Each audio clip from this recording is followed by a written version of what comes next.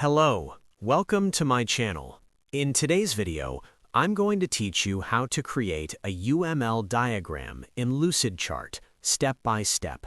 If you find this video useful, be sure to like and subscribe, and now let's get right into it. Begin by opening your web browser and typing lucidchart.com into the address bar. Once the website loads, take a moment to observe the clean layout and intuitive interface. The homepage highlights different diagram types and templates, making it easy to start building professional visuals with built-in smart features. Next, click on the Log In button located in the top right corner of the page.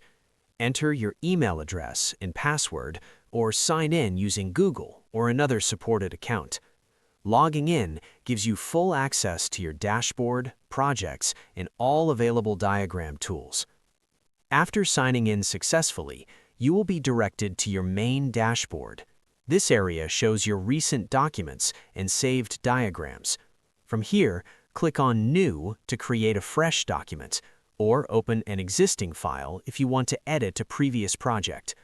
Once your document opens, you will enter the editing workspace where you can design your UML diagram.